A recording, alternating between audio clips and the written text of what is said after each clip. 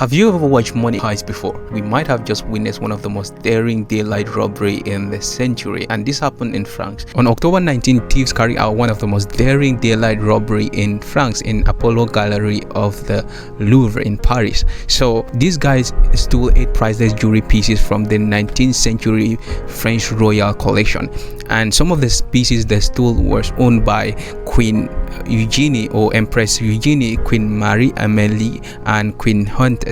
Now the heist was extremely fast. I mean, according to what the report says, it took them about 4 to 7 minutes to break in and break out.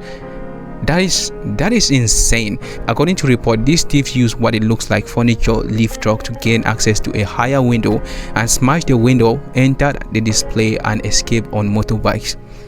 All that in 4 to 7 minutes. So one of the crown was found outside and damaged, which cost hundreds of millions of dollars, by the way.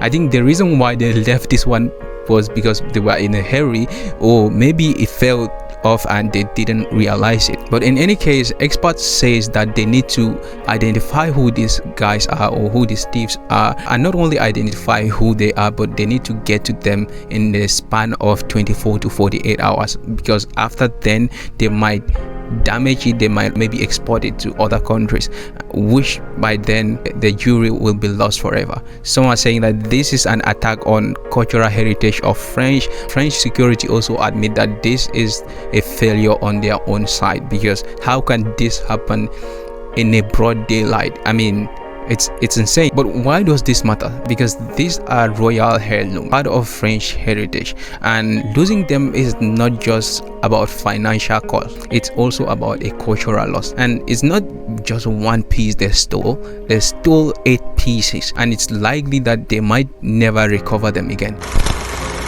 On October 20, Amazon Web Services experienced a major outage, and this affected a lot of apps, websites, and services globally. I mean, the internet was literally shut down in many countries, and this affected major platforms from social media, gaming, and even finance. Some of the platforms affected by this outage was Roadblocks, Snapchat, Signal, Venmo, crypto exchanges, and even Amazon internal services. According to Amazon, the cause of this outage was not because of any cyber security attacks. It was an internal malfunctioning issue. And even though the services was restored hours later, some companies are still facing issues right now. Why does this even matter? Because it just shows that the internet is built on few cloud providers, and a shutdown like this or an incident like this costs hundreds of millions of dollars across different industries.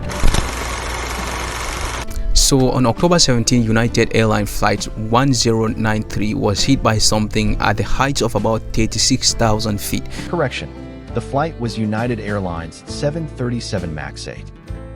And what hit them cracked the windshield and injured the pilot. Glass shed from the windshield injured the pilot, and they are not exactly sure right now what hit them at that altitude. Some people are saying that maybe it was a space debris, which is unlikely because according to FAA, the odds are tiny, but clearly not tiny enough. Because of this, they had to make an emergency landing, and thank God it did not end up more badly than what it was, because it could have ended more badly. It could have ended worse than this.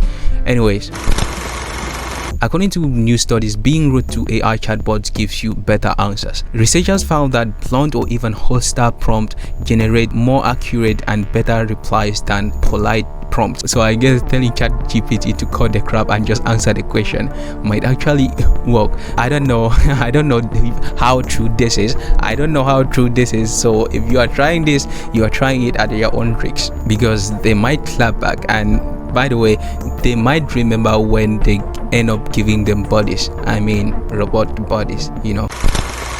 So Cristiano Ronaldo just followed IShowSpeed, which is a dream come true at this point. So IShowSpeed went to Saudi Arabia, right, and attended one of these Cristiano Ronaldo's match, which his team won. And right on the stage, IShowSpeed was taught how to beat one of these stage drums that fans used to beat at the end of the match or during the match. And at the end of the game, Cristiano Ronaldo asked that IShowSpeed should be the one to beat the drum, which he did, and he was excited about it. After that, Cristiano Ronaldo follow IShowSpeed, and that was it. But the whole interaction was just awesome. I was smiling the whole time I saw the video. But anyway, W Speed and W Cristiano. So by the way, subscribe to the channel, hit that like button, and I'll see you soon.